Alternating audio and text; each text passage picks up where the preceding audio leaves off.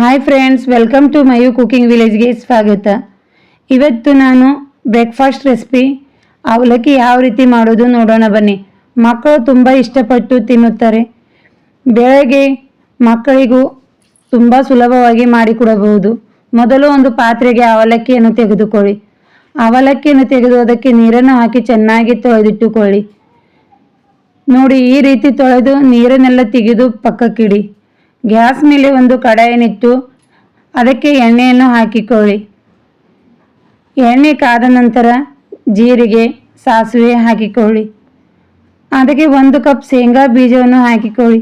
ಶೇಂಗಾ ಬೀಜ ಹಾಕುವುದರಿಂದ ತುಂಬ ಟೇಸ್ಟಿಯಾಗಿ ಈ ಅವಲಕ್ಕಿ ಬರುತ್ತದೆ ಹಾಗೂ ತುಂಬ ಸಿಂಪಲ್ ಆಗಿ ಮಾಡಿಕೊಳ್ಳಬಹುದು.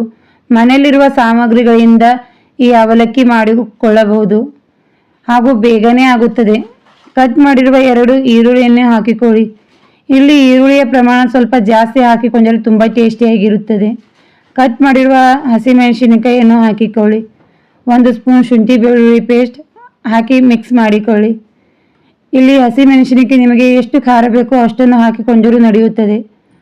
ಸ್ವಲ್ಪ ಕರಿಬೇವಿನ ಎಲೆ, 1 ಟೊಮೆಟೊ ಹಣ್ಣನ್ನು ಕಟ್ ಮಾಡಿ ಹಾಕಿಕೊಳ್ಳಿ. ಟೊಮೆಟೊ ಹಣ್ಣು ಹಾಕುವುದರಿಂದ ಅವಲಕ್ಕಿ ತುಂಬ ಟೇಸ್ಟಿಯಾಗಿ ಬರುತ್ತದೆ. ಅರ್ಧ ಸ್ಪೂನ್ ಅರಿಶಿನ ಪುಡಿ, ರುಚಿಗೆ ತಕ್ಕಷ್ಟು ಉಪ್ಪನ್ನು ಹಾಕಿ ಮಿಕ್ಸ್ ಮಾಡಿಕೊಳ್ಳಿ. ನಾವು ಇದು ತುಂಬ ಸಿಂಪಲ್ ಆಗಿ ಮಾಡಿಕೊಳ್ಳಬಹುದು. ಮನೆಗೆ ಯಾರಾದರೂ ಗೆಸ್ಟ್ ಬಂದರೆ ತುಂಬಾ ಬೇಗನೆ ಮಾಡಿಕೊಡಬಹುದು. 5 ನಿಮಿಷದಲ್ಲಿ ರೆಡಿಯಾಗುತ್ತದೆ. ಇದಕ್ಕೆ ನೆನೆಸಿರುವ ಅವಲಕ್ಕಿಯನ್ನು ಹಾಕಿಕೊಳ್ಳಿ. ನಂತರ ಅರ್ಧ ಸ್ಪೂನ್ ಗರಂ ಮಸಾಲವನ್ನು ಹಾಕಿಕೊಳ್ಳಿ. ಇದನ್ನು ಚೆನ್ನಾಗಿ ಮಿಕ್ಸ್ ಮಾಡಿಕೊಳ್ಳಬೇಕು. ಬೆಳಗ್ಗೆ ಕೆಲಸದ ಒತ್ತಡದಲ್ಲಿ ಮಕ್ಕಳಿಗೆ ತುಂಬ ಬೇಗನೆ ಮಾಡಿಕೊಡಬಹುದು. ಯಾರಾದರೂ ನೆಂಟರು ಬಂದರೂ ತುಂಬ ಸುಲಭವಾಗಿ ಮಾಡಿಕೊಡಬಹುದು. ಮನೆಯಲ್ಲಿ ಅವಲಕ್ಕಿ ಇದ್ದರೆ ಸಾಕಾಗುತ್ತದೆ.